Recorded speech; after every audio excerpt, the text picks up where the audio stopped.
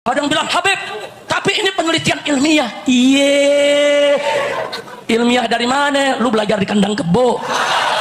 Assalamualaikum warahmatullahi wabarakatuh. Alhamdulillahirrabbilalamin. Assalatu wassalamu ala nabiyyina Muhammadin wa ala alihi wa sahbihi ajma'in. Amma ba'du. Teman-teman yang dimuliakan oleh Allah Subhanahu wa taala, kita bertemu kembali di channel Pencari Ilmu. Nah, teman-teman, jadi di kali ini saya akan bagikan video yaitu tentang terkait baru-baru ini Bapak Rizik Syihab ini marah-marah lagi, yaitu tentang terkait masalah yaitu tesisnya Kiai Imad. Bahkan ya tesisnya Kiai Imad ini dihina-hina oleh Bapak Rizik Syihab. Nah, teman-teman, seperti inikah ya yang katanya zuriat Nabi SAW ya ketika menanggapi tentang polemik nasab, yaitu Kiai Imad meneliti nasabnya ini malah marah-marah, bukannya dibantah dengan secara ilmiah, secara kitab nasab dan lain-lain, tapi ujung-ujungnya hanya bisa mencaci maki. Padahal apa yang diteliti oleh Kiai Imad ini bukan berdasarkan kebencian, tapi berdasarkan kitab-kitab nasab, kitab sezaman, filolog, dan bahkan yaitu tes DNA. Nah, teman-teman, saya kira ya Bapak Rizik Syihab itu kemarin itu pernah mengatakan bahwasanya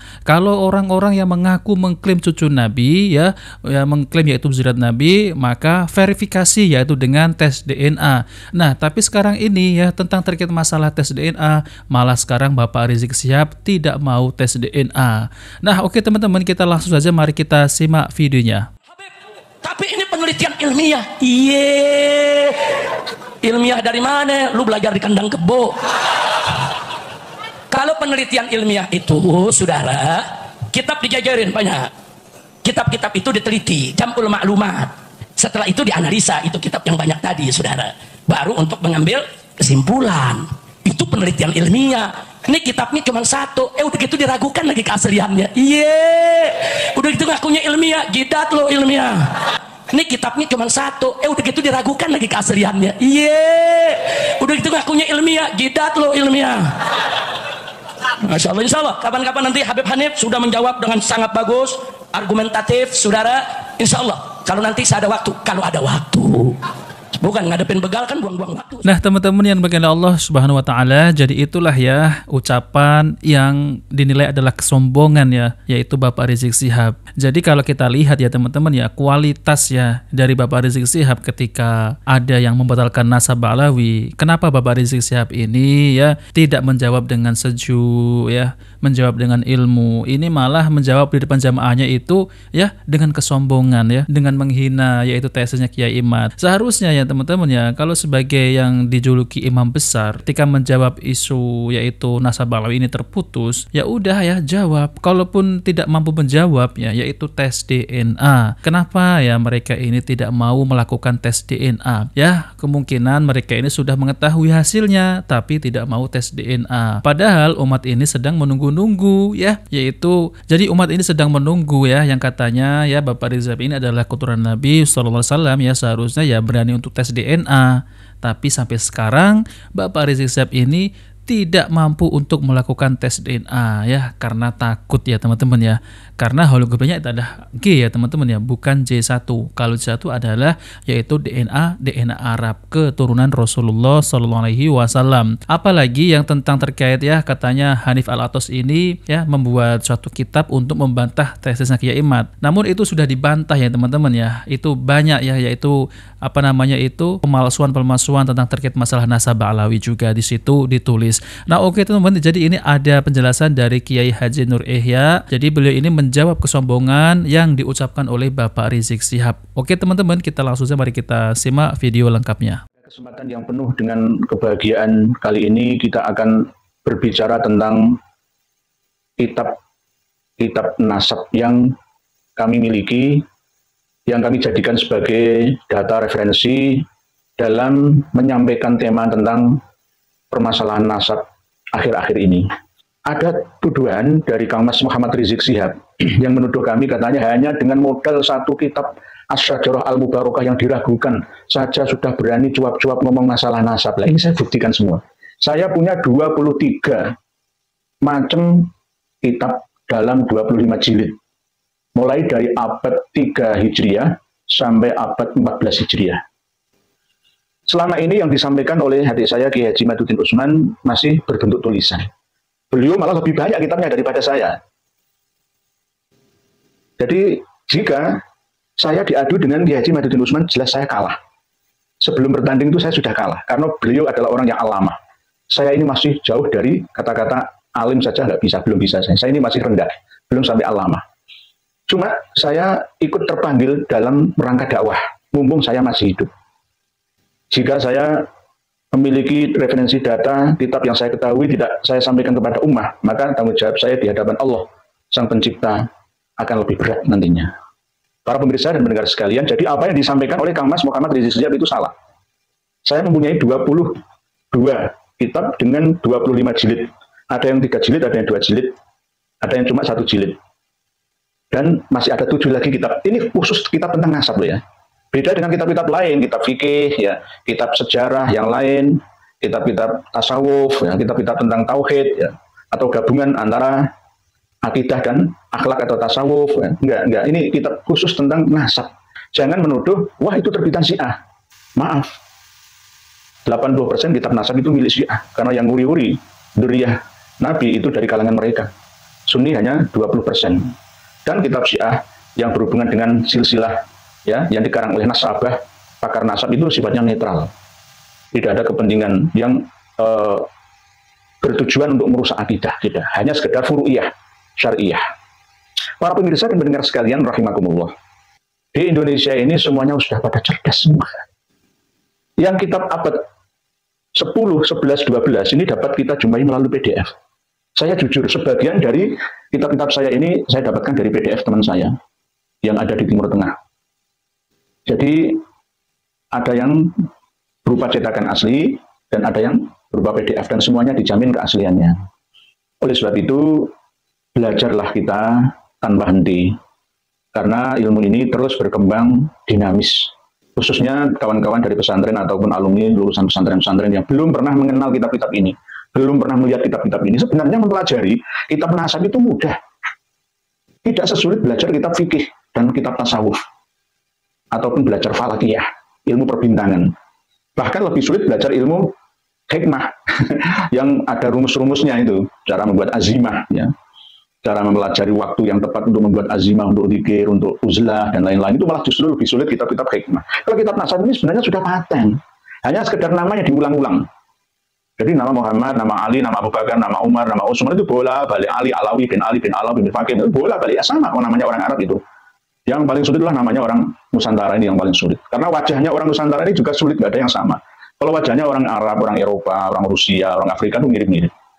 Kalau orang Indonesia ini cari yang persis sama itu sulit. Ya, orang Cina, orang Jepang, orang Korea, ya itu mudah dikenali, ya wajahnya, kulitnya. Tapi kalau orang Nusantara ini memang sulit, misteri, ya misteri. Para pemirsa dan pendengar sekalian rahimakumullah, kita menyampaikan sesuatu itu ada pertanggungjawaban, baik di hadapan Allah ataupun di hadapan sesama umat manusia dan di hadapan hukum yang ada, hukum negara. Jika tidak ada dasarnya sekedar ngomong-ngomong saja, ngomong belakang sama dengan bohong, dosanya sangat berlipat ganda. Jika semua orang bisa berbicara semaunya, maka rusak sudah tatanan keilmuan yang sudah berjalan nyata di sekitar kita, di zaman kita ini, di Indonesia kita ini. Oleh sebab itu semuanya harus berdasarkan referensi data. Dari 10 kitab ini, mulai dari abad ketiga Hijriah, 4, 5, 6, 7, 8, bahkan 9, ini kalau kita disuruh untuk menemukan nama Ubaidillah itu nggak ada. Ini, nggak ada. Kalau ada, saya bilang ada. Kalau nggak ada, saya bilang tidak ada. Dan sudah pernah saya buka-buka. Dan saya baca mana makalah yang menerangkan tentang Imam Ahmad Al-Abah An-Nafat Al-Ataj. Yang memiliki anak siapa saja, sudah saya sampaikan kemarin. Jadi mulai dari Kitabul Mu'aqobin, ya, sebelum Imam Ahmad Al-Abah lahir, ini sudah ada kitab silsilah nasab yang ada. Di tahun 200-an Hijriah. Ini sudah tertulis kitab yang namanya Kitabul Mu'aqobin min waladil Imam Amiril Mu'minin. Kitab paling sepuh. Berikut manuskrip aslinya dicantumkan di sini. Sampai abad ke-9 awal belum pernah ditemukan namanya Ubaidillah atau Abdullah. Jadi kalau dipaksakan, ya nggak bisa, nggak ada ya. Toh kalau ada di dalam kitab As-Suluk, ya, karangan Imam Al-Jundi yang wafat tahun 732 Hijriah itu masih saya pesan. Saya jujur masih saya pesankan. Tapi untuk file PDF-nya saya sudah punya. Sudah saya pelajari, cuma kitabnya masih saya pesankan. Jadi nggak ada. Jadi bisa dikatakan nasab Ba'alawi yang ada di Indonesia ini dikatakan tidak nyambung. Kalau dikatakan putus itu ya kalau ada. Kalau di abad ke-4 ini ada, terus abad 5, 6, 7, 8, 9 ini tidak ada, itu namanya putus. Tapi kalau di Tahdhibul Ansab, misalkan di Al-Majdi, ya, di Al-Aswili, Al-Fakhri, ini tidak ada, ya bukan putus namanya. Oh, mulai dari kitab ini sebelum Imam Ahmad Al-Abha lahir, sampai meninggal dunia, nggak pernah ada cerita mempunyai anak yang bernama Ubaidillah atau Abdullah. Hanya ada Muhammad, Abu Ja'far, Ali, dan Husain saja. Begitu juga kitab-kitab yang setelah Umdatut Thalib, ya, ini diteruskan oleh kitab-kitab abad 9, 10, 11, 12, 13, bahkan sampai 14. Didukung dengan kitab-kitab baru, ya, yang saya sertakan untuk pendukung saja sebenarnya, untuk menguatkan saja. Karena apa? Segala sesuatu itu harus ada data pendukung, tidak hanya berdiri sendiri. Semuanya saling terkait, ada keterkaitan.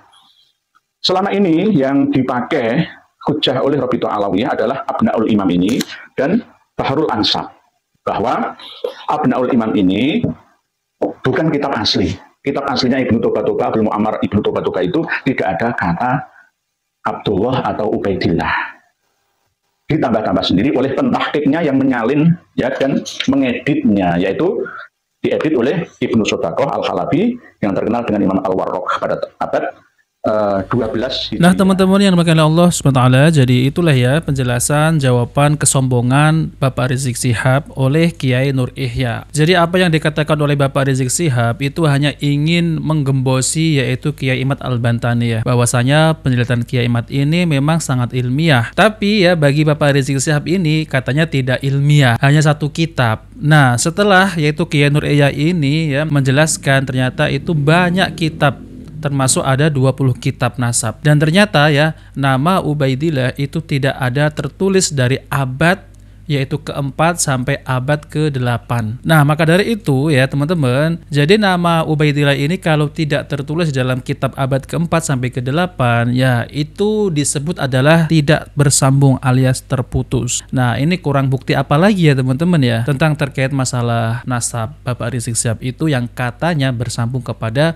Rasulullah SAW. Tapi memang ya teman-teman, Bapak Rizik Syihab itu nasabnya bersambung mentok kepada Ubaid. Jadi bukan cucu Rasulullah tapi cucu Ubaidillah seperti yang dijelaskan oleh Kiai Nur Ihya. Nah, maka dari itu ya teman-teman ya, seperti Bapak Hanif Al-Athos, Bapak Rizik Syihab, Bahar bin Smith ketika menanggapi yaitu tesisnya Kiai Imad, yaitu dengan apa kalau bukan dengan marah-marah. Karena mereka ini tidak mau nasabnya itu dibatalkan oleh Kiai Imad.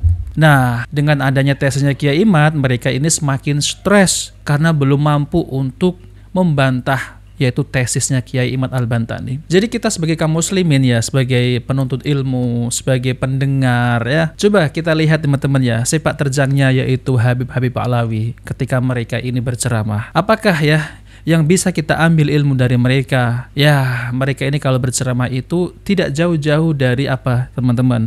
Dari pembelokan sejarah. Itu sudah pasti ya. Mereka hanya meninggi-ninggikan yaitu dari kaum-kaum mereka Ba'alawi, yaitu Habib inilah, Habib itulah, namanya apa, pejuang lah, lalu kemudian waliullah lah dan lain-lain. Mereka itu kalau berceramah itu tidak pernah ya, yaitu berceramah tentang para sahabat Nabi, lalu kemudian yaitu Rasulullah SAW, sirah Nabi. Enggak, mereka akan menceritakan yaitu kisah-kisah khurafat dari datuk-datuknya. Padahal ya teman-teman, itu adalah cerita bohong, yaitu karangan bebas yang mereka bikin. Ya memang ada di dalam kitabnya, yaitu kitab Ba'alawi ya. Jadi bukan kitab seperti yang Sahih Bukhari ya. Sangat jauh sekali teman-teman ya. Dan mereka kan hanya bisa ngaku-ngaku mengklaim. Coba kita lihat lagi ceramahnya ya, yang lain-lain. Mereka mengklaim bahwasanya datuk-datuknya adalah pejuang, rela berkorban yaitu demi negara Republik Indonesia ini. dan banyak lagi ya. Kiai Nur Ihya ini menjawab kesombongan Bapak Rizik Syihab, yang dimana Bapak Rizik Syihab itu tidak mampu untuk membantah yaitu tesisnya Kiai Mat, yaitu dengan apa? Yaitu dengan koar-koar ya di depan jamaahnya, seakan-akan tesisnya Kiai Mat ini tidak ilmiah. Nah, seperti itu ya teman-teman. Nah, oke teman-teman, itu saja yang ingin saya sampaikan ya. Jika video ini bermanfaat, jangan lupa like dan subscribe di channel Pencari Ilmu. Wabil taufiq wal hidayah. Wassalamualaikum warahmatullahi wabarakatuh.